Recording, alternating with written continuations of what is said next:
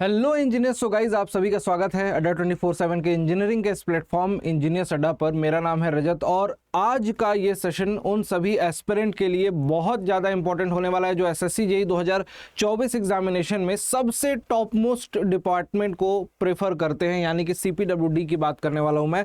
देखो गाइज, आपके पास बहुत सारे डिपार्टमेंट होते हैं। आपके पास सीपीडब्ल्यूडी है, बीआरओ है, एमईएस है, सीडब्ल्यूसी है। एक टाइम आता है आपके लाइफ में जब आप प्री एग्जामिनेशन क्लियर कर रहे होते हो और आपके दिमाग में केवल और केवल एक ही बात आती है कि अगर जाना ही है तो बेस्ट डिपार्टमेंट में क्यों नहीं।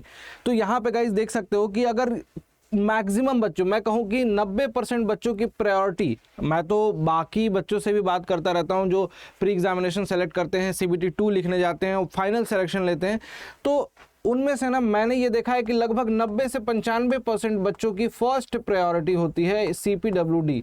और CPWD अगर मिल जाता है तो वो फर्दर एसएससी जेईई के एग्जामिनेशन को देते भी नहीं है। बहुत सारे बच्चे ऐसे होते हैं जो किसी दूसरे डिपार्टमेंट में जाते हैं तो उनकी प्रेफरेंस CPWD होने की वजह से वो अगले साल फिर से एग्जामिनेशन देते हैं, जैसा कि इस बार भी बहुत सारे बच्चों ने दिया था। अब यहाँ पे देखो होता क्या है, अनफॉर्चुनेटली आपको ये समझना पड़ेगा कि अनफॉर्चुनेटली आपके साथ ऐसा होता है कि कई बार सर प्री के मार्क्स थोड़े से कम हो गए, जस्ट कट ऑफ क्लियर किया तो हमने ये मान लिया कि इस बार तो नंबर बहुत ज़्यादा हो नहीं पाए हैं, मेंस में कितना भी कर लूँ मेरे CPWD में जाने के चांसेस ऑलमोस्ट नील हैं। समझना इस बात को, अभी खेल पूरा चेंज हो रहा है।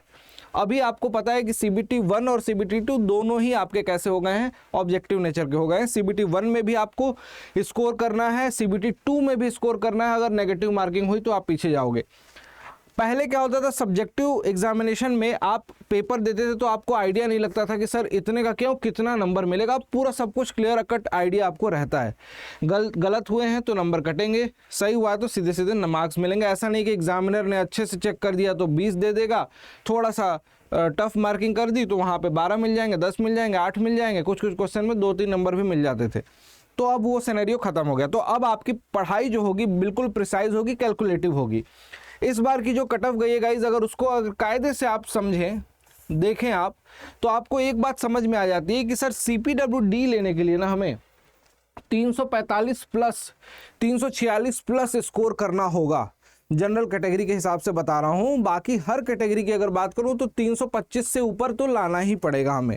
325 यानी कि प्री और मेंस दोनों के मार्क्स को मिला के, यानी कि 200 प्लस 300, 200 प्लस 300, ये टोटल आपका एग्जामिनेशन हो रहा है 500 नंबर का।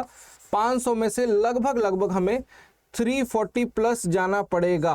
340 प्लस अगर हम जाते हैं तो हमारे लिए इस डिपार्टमेंट में एक सीट पक्की हो जाती है, राइट।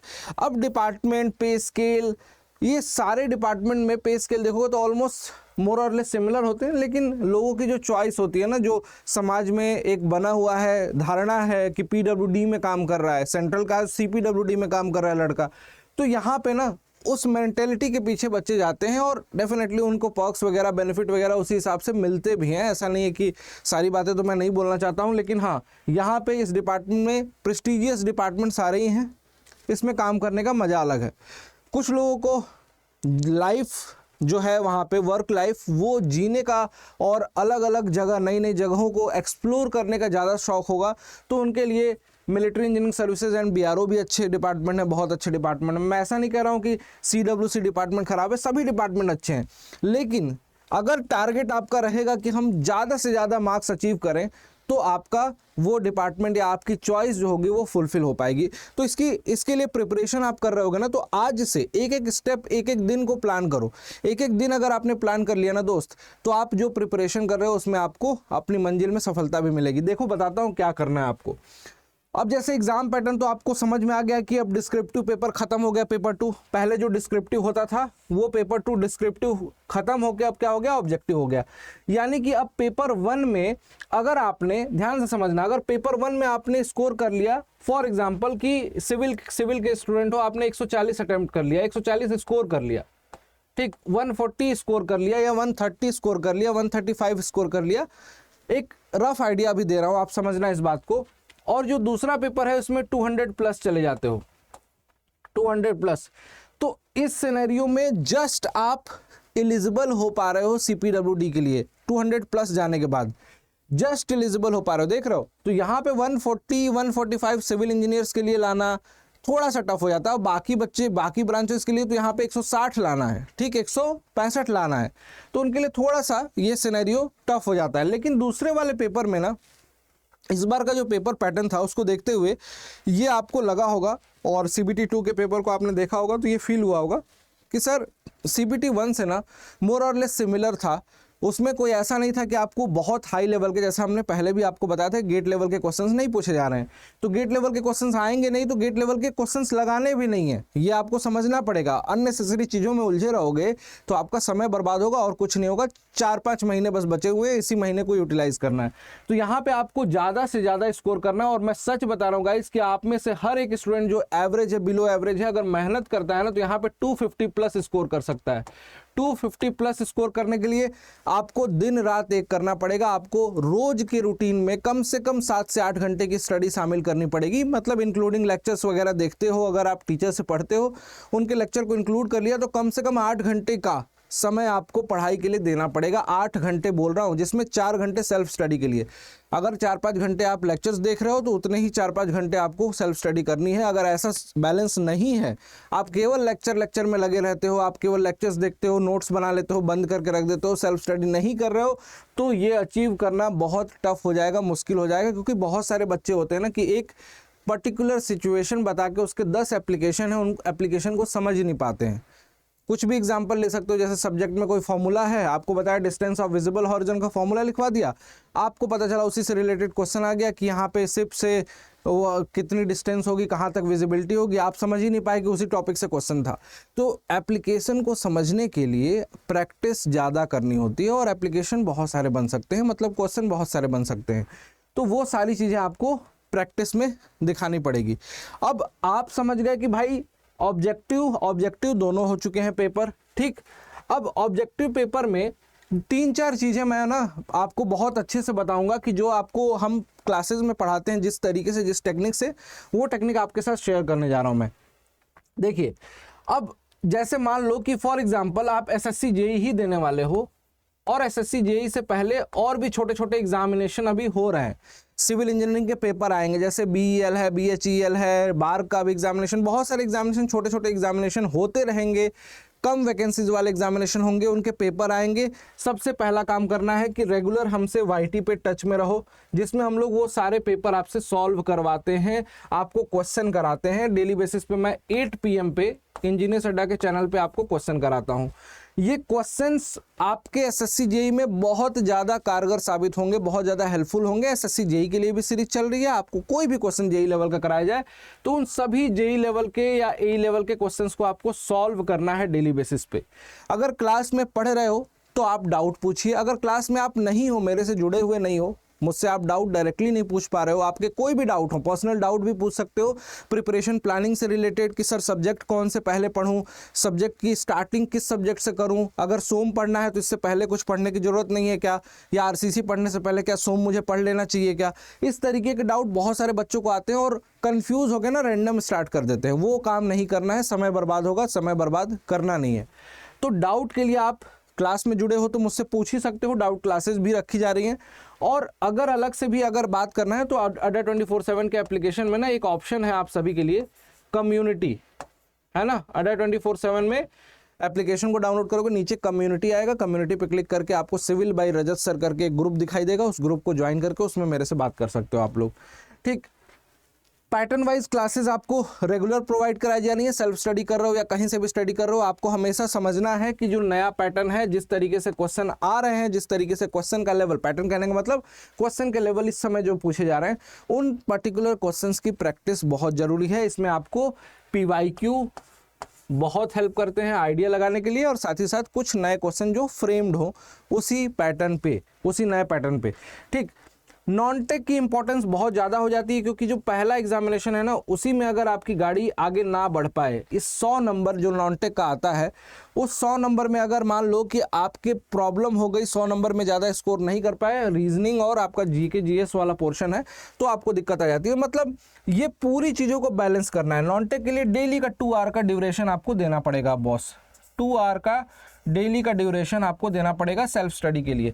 सेल्फ स्टडी के लिए बोल रहा हूँ भाई, 100 नंबर तो टेक्निकल भी देगा, 100 नंबर नॉन टेक भी देगा, तो क्यों इसको छोड़ के चलें।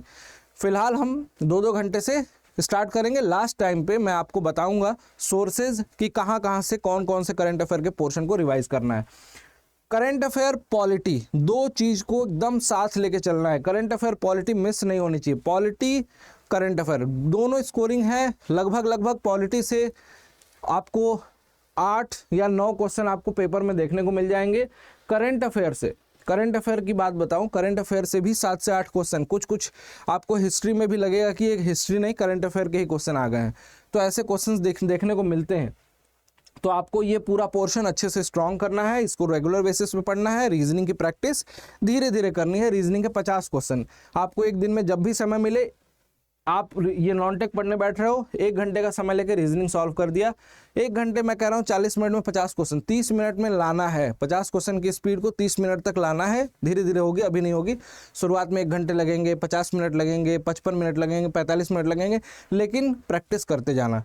ये काम आप लोग करो, उसके बाद आप खुद फील करने लगोगे कि आप एक ट्रैक पे आ चुके हो, आपको दिक्कत नहीं हो रही है। और ये सभी चीजें मैं कह रहा हूं कि हर एक चीज किसी भी स्टूडेंट को, जैसे क्लास में मेरे से पढ़ रहे हो ना, मैं आपको सबको बताता हूं यार, बहुत सिस्टमेटिकली मैं हर एक पॉइंट्स को आपको लिखवाता हूं क्लास में, इसलिए क्योंकि कुछ भी मिसिंग ना हो। चाहे आपको आरसीसी, देखो ये क्लास के नोट्स हैं जिससे मैं पढ़ा रहा हूं, जिसको लिख के मैं पढ़ाता हूं और नोट्स बनवाता हूं आपके लिए, कि ताकि आपके पॉइंट्स सब क्रिस्टल क्लियर रहे। इस तरीके से मैं आपको क्लासेस में पढ़ाता हूं। हर एक चीज़ बारी बारी से समझाते हुए, हिंदी में जिस तरीके से बोल रहा हूँ, एक एक चीज़ टू द पॉइंट समझाते हुए इस तरीके से नोट्स बनवाता हूँ। अगर आप क्लासेस में मेरे से पढ़ रहे होंगे तो आपको आइडिया होगा, नहीं पढ़ रहे होंगे तो आपको ज्वाइन जरूर कर लेना चाहिए। मैं सभी बच्चों को बोलता हूँ, हर एक बच्चा, इस बार भी बहुत सारे स्टूडेंट जो हैं क्लासेस से बेनिफिटेड हुए और सिलेक्शन लिया उन लोगों ने। आप भी, अगर आप में से जितने भी एस्पिरेंट हैं जो सिस्टमेटिक वे में एक स्टार्ट करना चाहते हैं, अभी तक मान लो मे भी हो सकता है आपने बहुत अच्छी जगह से पढ़ा होगा, आप क्लासेस करके देखना, क्लासेस के डेमो लेक्चर्स होंगे उनको देखना, आपको फील हो जाएगा कि किस लेवल पे पढ़ाया जाता है। और सच बता रहा हूँ गाइस कि गेट, ईएससी की प्रिपरेशन और एसएससी जेईई की प्रिपरेशन में ना काफ़ी अंतर है। वहाँ न्यूमेरिकल प्रैक्टिस और क्वेश्चन को समझने में ज़्यादा फोकस किया जाता है। यहाँ पे आपके क्वेश्चन की स्पीड और वैरायटी पे ज़्यादा फोकस किया जाता है, क्योंकि यहाँ पे वैरायटी बहुत ज़्यादा है। क्वेश्चन कहीं से भी पूछा जाएगा, छोटा क्वेश्चन होगा, 1 लाइनर होगा, ऐसा नहीं होगा कि उसमें बहुत ज़्यादा दिमाग लगा के सॉल्व करके इंडियन फॉर्मूले पे बेस्ड है, आपको दिमाग लगाना है गेट की तरह। यहाँ आपको क्वेश्चंस की वैरायटी बहुत दिख सकती है। मे भी हो सकता है कि कोई चीज़ें आप पढ़े ही ना हो, एग्जामिनेशन में जा रहे हो, अरे ये क्या आ गया, ये तो सुना ही नहीं है कभी, ऐसी चीज़ें देखने को मिलती है। तो उसके लिए आपको ज़्यादा वैरायटी कवर करनी पड़ती है। और सभी एस्पिरेंट को, जितने भी एस्पिरेंट हैं, चाहे सिविल वाले एस्पिरेंट हैं, मैकेनिकल या इलेक्ट्रिकल, उन सभी के लिए ये फाउंडेशन बैच आपके लिए इसीलिए लाया गया है कि किसी को अगर बिल्कुल ज़ीरो से पढ़ना है, बेसिक से पढ़ना है, तो ये बिल्कुल ज़ीरो से स्टार्ट अगर आपको करना है तो गाइज आपके लिए ये फाउंडेशन बैच है, संगम बैच, जो कि 19 जनवरी से स्टार्ट हो रहा है। मैं कह रहा हूँ आप इंतज़ार मत करना इसका। क्लासेस पुराने फाउंडेशन बैच में ऑलरेडी चल रही है। अगर आप महापैक बाय करते हो सिविल इंजीनियरिंग का या फिर मैकेनिकल इंजीनियरिंग का या इलेक्ट्रिकल का, तो वो संगम बैच या जितने भी और बैचेज आएंगे, क्रैश कोर्स आएंगे या ई बुक्स होंगी, वो सब कुछ इंक्लूडेड हो जाएंगी। ये सारे बैचेज इसमें आपको मिल जाते हैं इस पर्टिकुलर महापैक में। और अभी मैं बता रहा हूँ मकर संक्रांति के उपलक्ष्य में आप सभी को अड्डा 24/7 की तरफ से ये जो बैच है महापैक, ये सबसे मिनिमम प्राइस में दिया जा रहा है। आप कूपन कोड बस यूज़ करना Y293, इस कूपन कोड को यूज़ कर लीजिएगा Y293, और आपको ये ऑटोमेटिकली लोवेस्ट प्राइस में मिल जाएगा। और साथ ही साथ जो बच्चे पूछ रहे थे ना डबल वैलिडिटी कब मिलेगी, डबल वैलिडिटी भाई मिल रही है। मतलब जो 6 महीने की जो प्राइस थी, 6 मंथ का कोर्स की प्राइस थी, अब यही कोर्स आपको 6+6 यानी कि 12 मंथ के लिए दिया जा रहा है इसी ऑफर में। और हार्डली 1 दिन तक ये ऑफर रहेगा, जिसको ज्वाइन करना होगा ज्वाइन कर लेना, उसके बाद ये ऑफर अभी इस मंथ में आपको नहीं देखने को मिलेगा। ठीक, तो आपके लिए बेस्ट टाइम है, सही मौका है।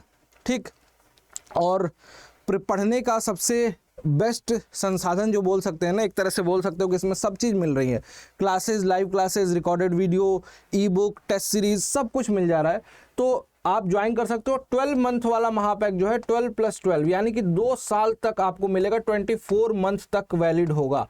तो उसी प्राइस में डबल वैलिडिटी और इनफैक्ट डिस्काउंटेड प्राइस में जब ये कूपन कोड आप लगा लोगे, ये कूपन कोड आप यूज़ करना, आपको मिनिमम प्राइस में मिल जाएगा ये बैच, और अपनी प्रिपरेशन को एक अच्छा बूस्ट दीजिए, स्टार्ट कीजिए और कोशिश ये करना है कि इस 5 महीने में ना किसी भी तरीके से रगड़ के पूरा एसएससी जेईई क्लियर कर देना है।